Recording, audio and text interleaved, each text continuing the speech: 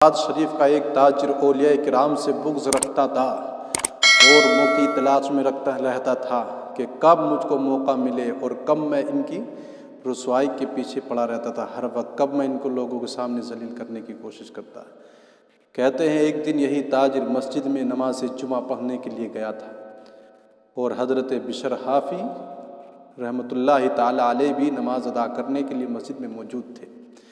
کہتے ہیں نماز پڑھنے کے بعد حضرت بشر حافی بہت جلدی مسجد سے باہر نکلے۔ اب اس کو موقع مل گیا جو اولیاء کرام کا باغی تھا، جو بغض رکھا کرتا تھا دلوں میں۔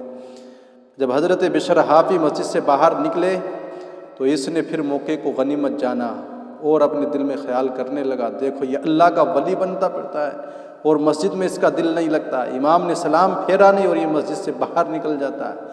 کہتا پھر میں نے سوچا کہ میں جا کر کے دیکھوں آخر بشر حافی آج جاتا کہاں ہے، اپنے آپ کو بڑا متقی پرہیزگار اللہ کا ولی کہلاتا ہے۔ کہتا حضرت بشر حافی مسجد سے باہر نکلے اور یہ تاجر بھی آپ کے پیچھے پیچھے ہو لیا۔ کہتے کہ شہر میں بہت دور جا کر کے ایک نان بائی کی دکان پر پہنچے حضرت بشر حافی، یہ تاجر بھی پیچھے پیچھے تھا، آج دیکھو کہاں جاتا ہے۔ جب آپ نے روٹی خریدی تو اب تاجر کے دل میں خیال پیدا ہونے لگا، اوہ ہو خالص ایک روٹی کے لیے مسجد میں اس کا دل نہیں لگا۔ آپ نے روٹی لی اور پھر جنگل کی طرف چلنے لگتے ہیں۔ اب تاجر کے دل میں خیال پیدا ہونے لگا، زبان پر آنے لگا، اوہ ہو خالص اب روٹی خریدی ہے، دیکھتا ہوں کہاں بیابان میں جا کر کے کھائے گا لوگوں سے چھپ کر کے، اور بڑا توکل علی اللہ والا بنتا ہے۔ کہتا میں اسی سوچ وچار کے ساتھ انہی دل میں خیالاتوں کو لے کر کے بشر حافی کے پیچھے پیچھے ہو لیتا ہے یہ شخص۔ کچھ دور چلتا رہا یہاں تک کہ دوسرے گاؤں میں پہنچ جاتا ہے پیچھے پیچھے حضرت بشر حافی کے۔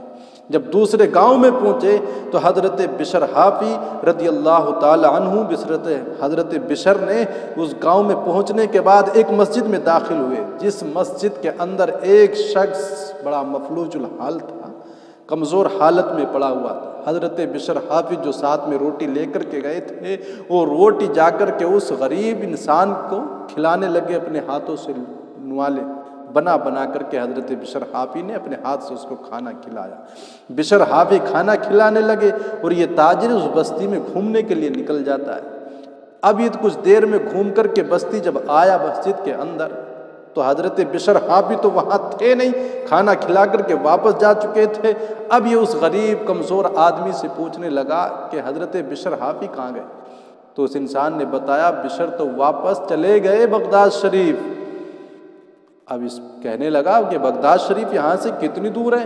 تو اس بزرگ نے، اس غریب آدمی نے بتایا کہ بغداد شریف یہاں سے 40 میل کی مسافت ہے، 40 میل کی دوری پر ہے بغداد۔ اب اس کے تو گھبراہٹ ہونے لگی، کہا میں حضرت بشر حافی کے پیچھے پیچھے اتنی دور نکل آیا، مجھے تو خبر ہی نہیں ہوئی، علم نہیں ہوا کہ اتنی دور آ گئے، اب کیسے میں واپس جاؤں گا؟ تو اس نے کہا اس غریب انسان سے بتا کہ بشر حافی اب کب آئیں گے؟ تو اس بزرگ نے بتایا اب 1 ہفتے کے بعد اگلے جمعے کو بشر حافی یہاں پر آئیں۔ تو کہتا کہ ٹھیک ہے پھر میں اگلے جمعے تک یہیں ٹھہر جاتا ہوں۔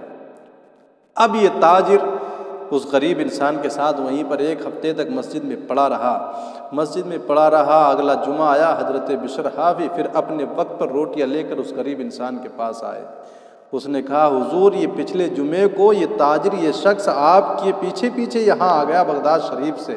حضرت بشر حافی نے غصے کی حالت میں جب گھور کر کے اس کو دیکھا کہ تجھ کو یہاں آنے کی ضرورت کیا تھی، تو یہاں پر کیوں آیا؟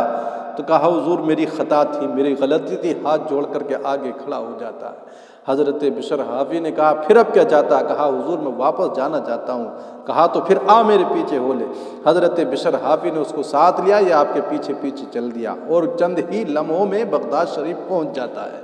جب بغداد شریف پہنچ جاتا ہے تو فرمایا کہ میرے پیچھے آئے تھے۔ تاجر نے کہا میری خطا تھی۔ حضرت نے فرمایا آئندہ کبھی ایسی حرکت نہ کرنا۔ تاجر نے اولیاء کرام کی بغض سے توبہ کی اور آئندہ ان پاک لوگوں کا دل سے معتقد ہو گیا۔ اللہ والوں کی عظمت اور شان اس نے اپنے دل میں بٹھا لی۔ پیارے اسلامی بھائیوں، اللہ والوں کو کبھی حقارت کی نظر سے نہ دیکھنا چاہیے۔ ان پاک لوگوں کی ہر ادا میں للہیت اور خلوص ہوا کرتا ہے اور ان کے دلوں میں اللہ کی مخلوق کا درد ہوا کرتا ہے کہ حضرت بشر حافی نے کہاں سے اپنی نگاہ سے رب کی عطا کردہ طاقت سے دوسری بستی میں مسجد میں بیٹھے اس غریب انسان کو دیکھا اور جس کی مدد کے لیے آپ بغداد شریف سے چل دیتے ہیں۔ یہ اللہ والوں کی شان ہے۔ اللہ چاہے تو وہ میلوں کی مسافتیں جو مہینوں کے سفر ہوتے ہیں ان کو منٹوں میں طے کر لیتے ہیں۔ یہ سب تصرفات، یہ طاقت، یہ پاور اللہ رب العزت اپنے پاک بندوں کو عطا فرماتا ہے۔ اللہ رب العزت ہم تمام کو بھی ان سے کچھ فیض حاصل کرنے کے لیے ان کی عظمت و شان کو سمجھنے کی توفیق عطا فرمائے۔